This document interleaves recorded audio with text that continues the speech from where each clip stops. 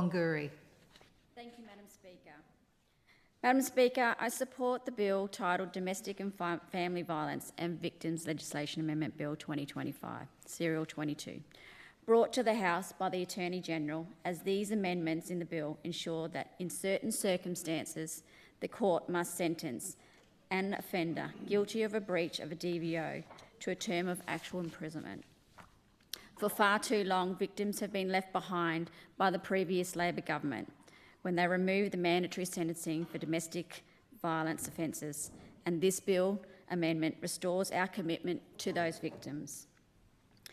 The purpose of the bill to amend the Domestic and Family Violence Act 2007 and the Domestic and Family Violence Regulations 2008, the Victims of Crime Rights and Services Act 2006, the Victims of Crimes Rights and Services Regulations 2010, and the Victims of Crimes Assistance Act 2006.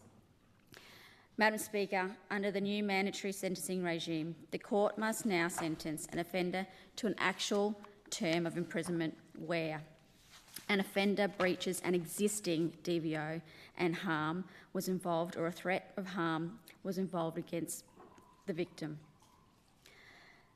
Also, an actual term of imprisonment for an offender breaches their DVO and has a prior breach for a DVO, or a situation where the offender has repeatedly breached their DVO in a short amount of time, 28 days. Madam Speaker, I need to extend that hearing test that my member for Karama always offers the opposition Labor government, because I repeat, these are existing DVO harms, offenders who breach prior breaches and also repeatedly breaches of their DVO. Madam Speaker, under Labor's watch, the Territory experienced extremely high domestic violence assaults over the past 8 years, with a number of women murdered by their partners. Many victims live day in and day out with domestic violence, and in the past, too many of these victims have paid that high price with their life. This is a tragedy for the deceased and their family members. Madam Speaker, by specifying a reduced time frame, we'll see perpetrators removed from the family unit earlier so no further harm can be done to those who are the victims.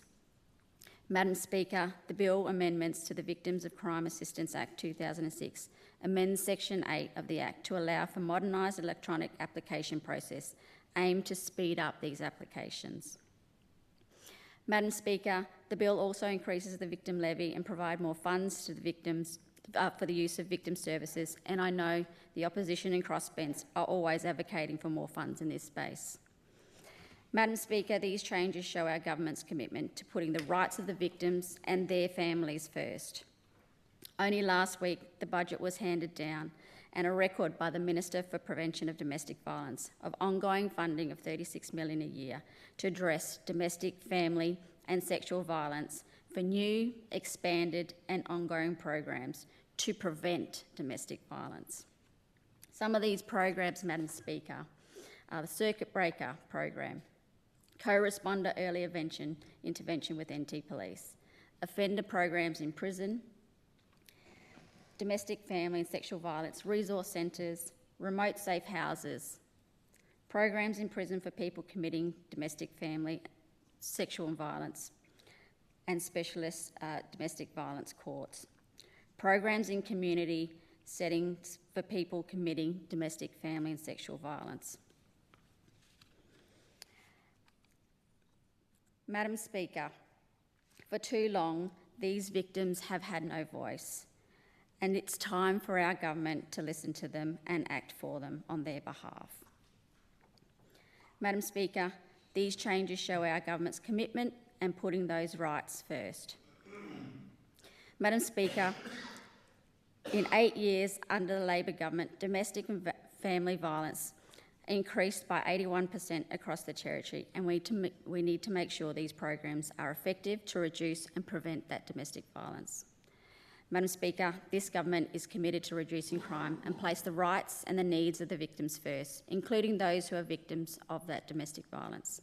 I thank the whole of government working together and putting these victims first, and the Attorney-General for bringing these amendments, and commend the bill to the House. Are there any more speakers?